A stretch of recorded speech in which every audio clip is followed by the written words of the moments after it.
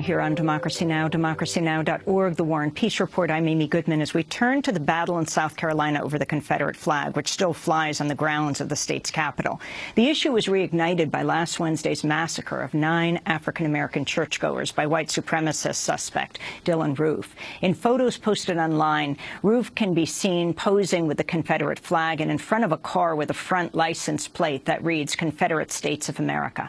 On Saturday, thousands attended a protest in the state capital, Columbia, calling for the flag's removal. This is demonstrator Michaela Pillar-Brown. We know what that flag symbolizes. We know the hate. We know the danger. It says stop. It says you are not welcome here. It says fear for your life. Take down the flag. Yeah. Take it down. Meanwhile, Republican South Carolina State Representative Doug Brannon has announced his plans to sponsor legislation to take down the Confederate flag from the front of the state capitol. Brannon said he reached the decision after losing his friend, State Senator Reverend Clemente Pinckney, in the last week's massacre. Brannon told CNN's Poppy Harlow he regrets not taking action earlier. I apologize to the people of South Carolina. I've been in the House for 5 years. I should have introduced this bill 5 years ago. I should not have let my friend. We shouldn't be having this conversation. So let's talk about why you didn't do it sooner. I didn't do my job. The Confederate flag has flown near the state legislature in Columbia since the early 60s. Opponents of the flag say it's an offensive symbol and a reminder of the painful legacy of slavery.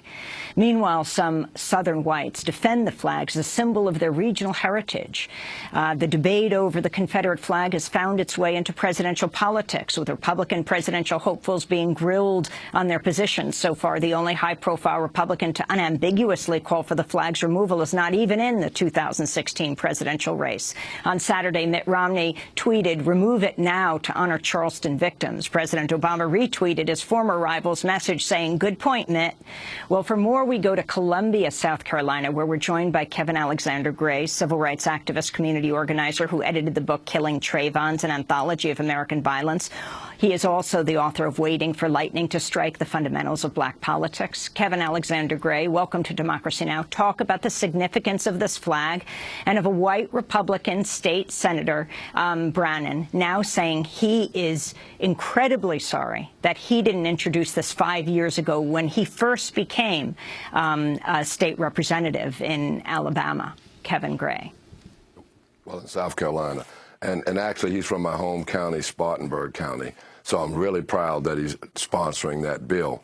And, you know, listen, I heard the first interview, and we talk about white supremacy and Dylann Roof being an anomaly. Dylann Roof is not an anomaly. If you ride around South Carolina, in some places, Confederate flags on bumper stickers, on license tags, on car windows, flying from people's homes are as common as stop signs.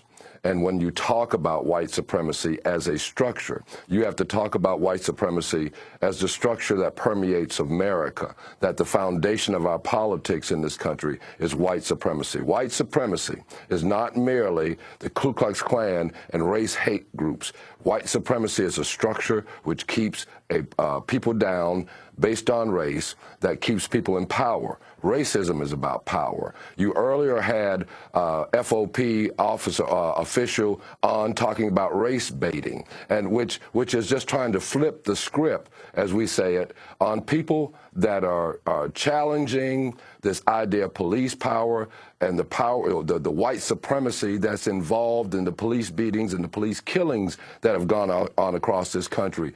To say I'm surprised, I'm hurt, because Clemente Pinckney was a friend. I don't know the other martyrs like I knew him, and people are hurt and stunned.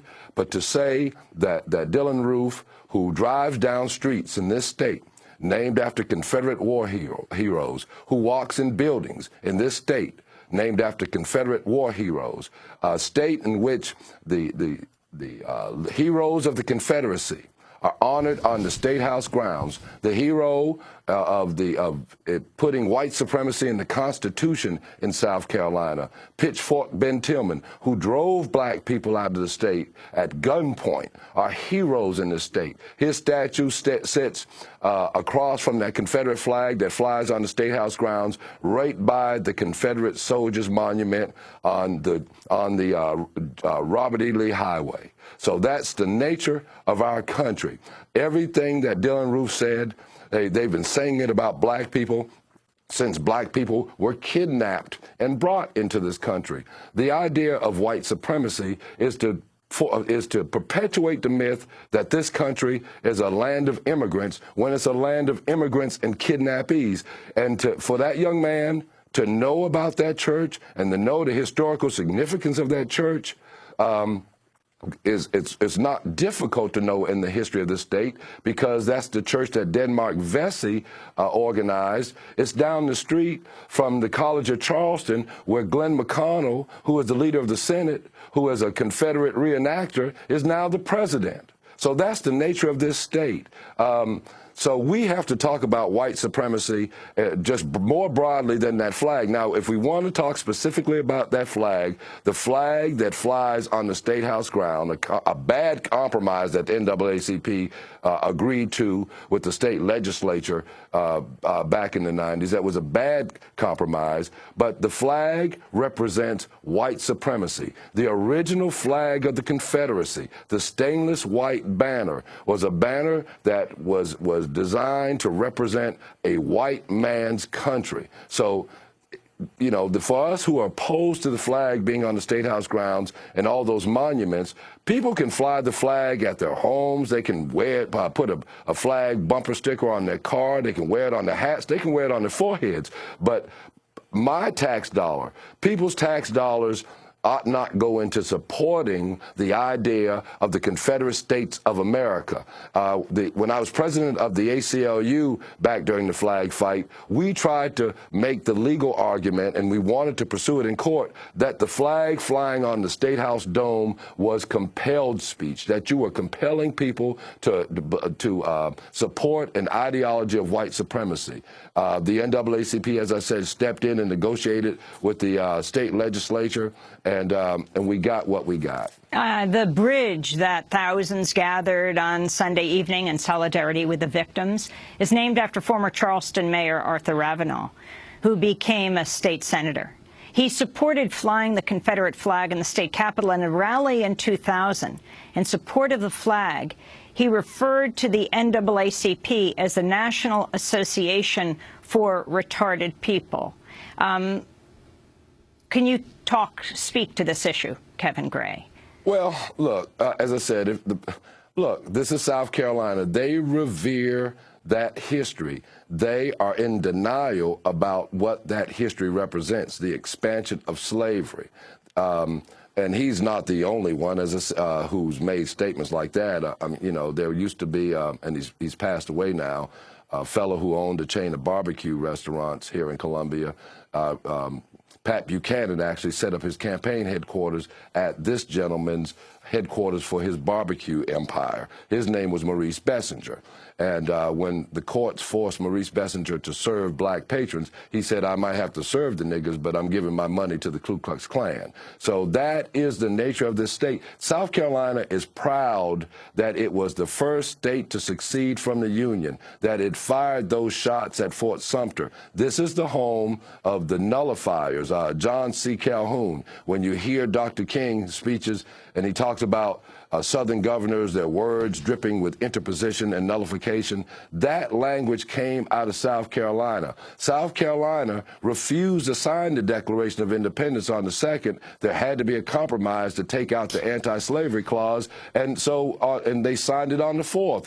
That was South Carolina's influence in this history. So black people celebrate the 4th of July along with other Americans, but that was really the day that slavery was codified in this country. So we want to have a conversation about race in this country and the foundations of white supremacy and racism. It starts in South Carolina and the ideology of white supremacy that permeates our nation today with the southernization of American politics. When we talk about Medicaid funding and Medicaid expansion, and these southern governors like Nikki Haley, who fought against Medicaid expansion because they didn't want to give something to undeserving people who they see as black people. When you talk about voter ID laws, trying to keep a group of people from having power, almost like literacy tests and knowing how many bubbles are in a bar of soap. They talk that game now about reconciliation,